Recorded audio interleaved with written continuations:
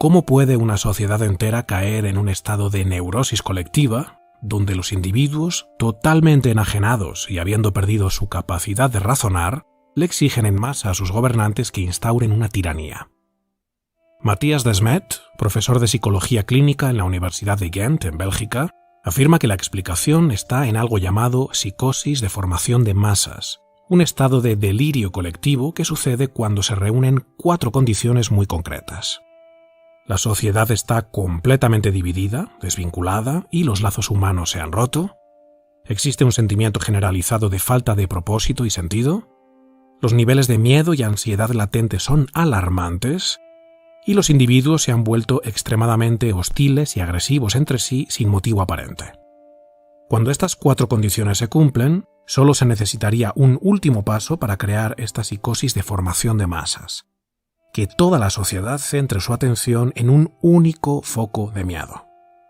Cuando logras que toda la atención de la sociedad quede absorbida por un único foco de terror y que sus vidas giren alrededor de ese único punto focal día tras día para que se obsesionen con ello, se genera un estado de hipnosis colectiva donde los individuos pueden ser fácilmente manipulados para que hagan lo que se les pide de forma dócil y sumisa, incluso si lo que se les está pidiendo es totalmente irracional o incluso perverso. Cuando conocí el trabajo de Matthias Desmet, llamó poderosamente mi atención porque yo ya venía investigando esta locura de las multitudes en mis vídeos anteriores. Pero en esta ocasión hubo algo que me resultó todavía más llamativo. Al hacer una búsqueda del término original Mass Formation Psychosis, encontré que los primeros enlaces, que son los más visibles y por lo tanto los que más atención reciben, llevan a sitios web de grandes medios de comunicación que etiquetan esta teoría como información falsa y peligrosa.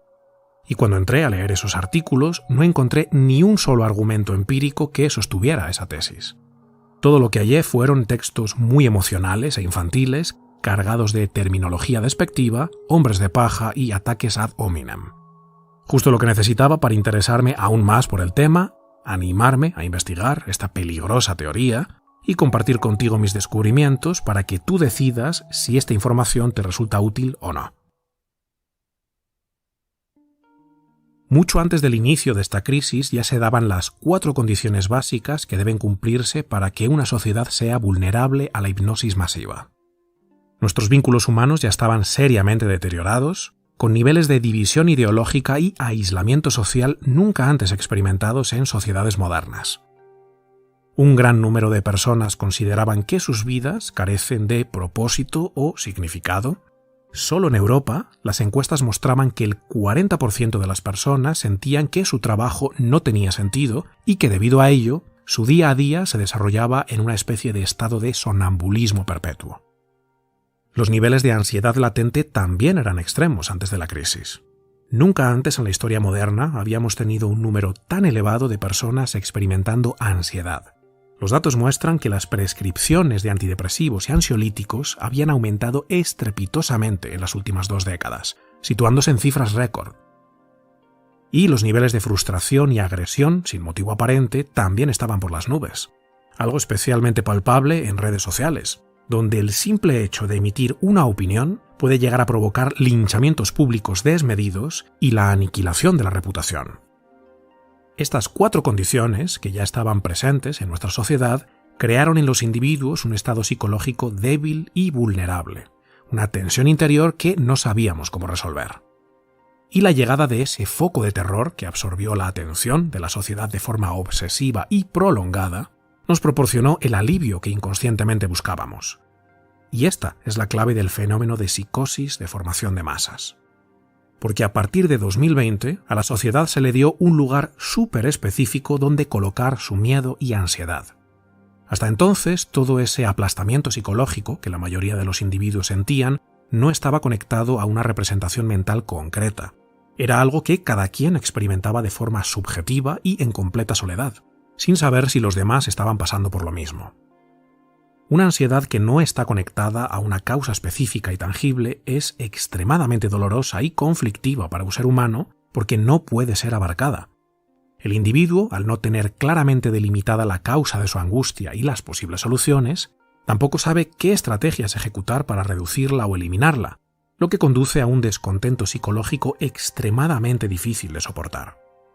Pero cuando en 2020 apareció un objeto tangible de terror, se creó en la población la disposición de conectar su ansiedad con ese objeto. Donde antes había un vacío psicológico abstracto, que cada individuo experimentaba a su forma, se creó una narrativa común que fabricó un sentimiento de dirección y propósito compartido, y trajo de vuelta esa conexión con otros humanos que ahora sí estaban pasando por lo mismo. De repente, las personas se sintieron psicológicamente conectadas entre sí. Millones y millones de personas que antes no tenían nada que les uniera, ahora estaban de nuevo juntas en una lucha heroica contra el objeto de la ansiedad.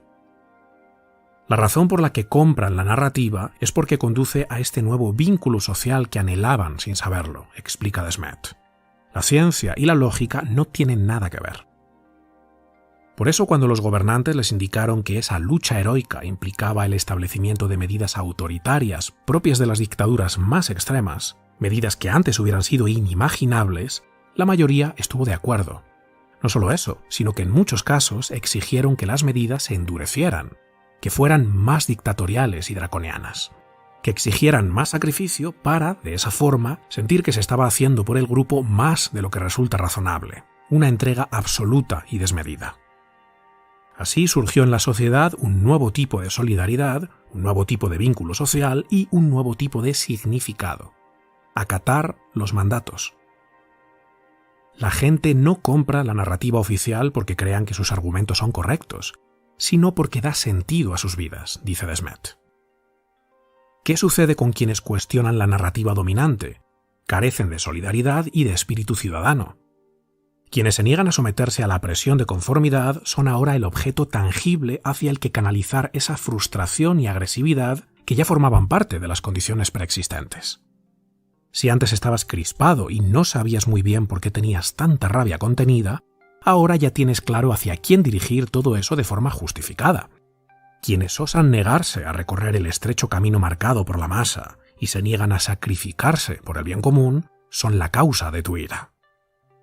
Ahora fíjate bien, un nuevo vínculo social, una conexión de la ansiedad con algo tangible, una nueva construcción de sentido y la posibilidad de aliviar la frustración y canalizar la agresividad hacia individuos que merecen ser despedazados por su falta de solidaridad. Las 4 condiciones de extrema inestabilidad psíquica, resueltas al mismo tiempo gracias a la llegada de un terror que alivia la tensión psicológica, nos muestra dónde poner nuestra atención y nos entrega una narrativa a la que poder adherirnos para sentir que estamos conectados con otros. A nivel psicológico es completamente comprensible que esta formación de masas haya sucedido. De repente llegó algo que nos hizo sentirnos parte de un grupo, establecer un propósito, definir nuestro objeto de ansiedad y tener los motivos justificados para dirigir nuestra rabia hacia quienes lo merecen.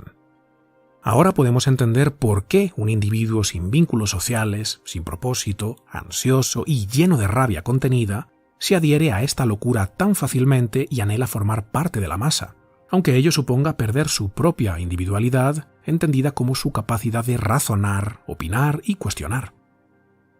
Esta hipnosis a gran escala no hubiera sido posible sin el papel de los medios de comunicación de masas y las grandes tecnológicas. Las 4 condiciones preexistentes fueron básicamente fabricadas por ellos. Usando las técnicas de manipulación y control mental que abordé en mis vídeos anteriores, abonaron el terreno. Poco a poco fueron inoculando miedo, crispación y neurosis, generando división y creando individuos cuya debilidad psicológica les hacía fácilmente susceptibles. Después, cuando el terror apareció, instauraron la psicosis repitiendo incansablemente la narrativa para centralizar la atención en un único foco de miedo. Han estrechado el campo de atención cognitiva y emocional a una pequeña parte de la realidad, logrando que la gente se intoxique mentalmente y se vuelva completamente insensible a lo que sucede fuera de esa ventana de atención. Y han roto el razonamiento lógico mediante la aceleración de la velocidad de la información y la distorsión de la misma para hacerla contradictoria, confusa e imposible de abarcar racionalmente. Los medios, sabiendo muy bien que lo que la masa anhela es la repetición de los mismos mensajes simples, fáciles de entender y muy visuales, nos han acosado una y otra vez con sus gráficos, números y mantras, y han hecho un descarado uso instrumental de la manipulación y la mentira. Y han deshumanizado a las voces disonantes para poder justificar un trato inhumano hacia esos individuos bajo la bandera cuentista del bien común. Es normal que tantas personas hayan sucumbido ante la presión. La psicosis de formación de masas era inevitable y quienes cayeron en la trampa no pueden ser culpados. Y esta es, para mí, la clave de nuestra sanación colectiva: reconstruir nuestros lazos humanos. Esto es lo que urgentemente necesitamos como humanidad. Creo firmemente que si no recuperamos nuestros vínculos y reconocemos la soberanía y la humanidad de los demás, la actual división social nos llevará directos a un totalitarismo moderno, donde el ser humano será relegado a una posición de código QR con una puntuación dentro de un sistema de crédito social. ¿Cuál es la clave de esta reconstrucción del afecto humano? Usar tu voz para decir lo que tú sabes que te corresponde decir. En una sociedad totalitaria, el objetivo es silenciar a quienes opinan distinto porque esas voces pueden romper la hipnosis. Cuando solo hay una voz y una narrativa, la locura perdura. Por eso quieren taparnos la boca, nunca mejor dicho. Hay metáforas que calan hondo en nuestra estructura psíquica. Pero callar y tragar tiene consecuencias mucho peores que levantarnos y plantar cara al mal.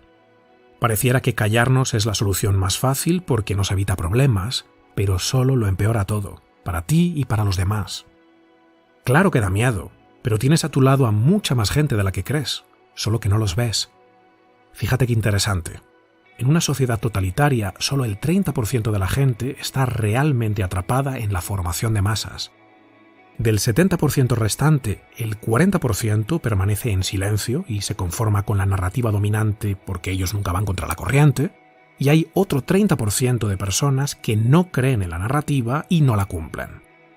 Es decir, el 30% que no se pliega piensa que hay mucha gente en su contra, y el 40% de los que callan y guardan silencio también piensan lo mismo. Por eso la narrativa dominante parece impregnarlo todo, parece venir de todas partes, pero no es así. Los totalitarios son una minoría que parece mayoría. Solo tenemos que atrevernos a usar nuestra voz. Romper el silencio. Despertar del hechizo y darnos cuenta de que somos una gran familia humana unida por algo mucho más fuerte y trascendente que lo que parece separarnos.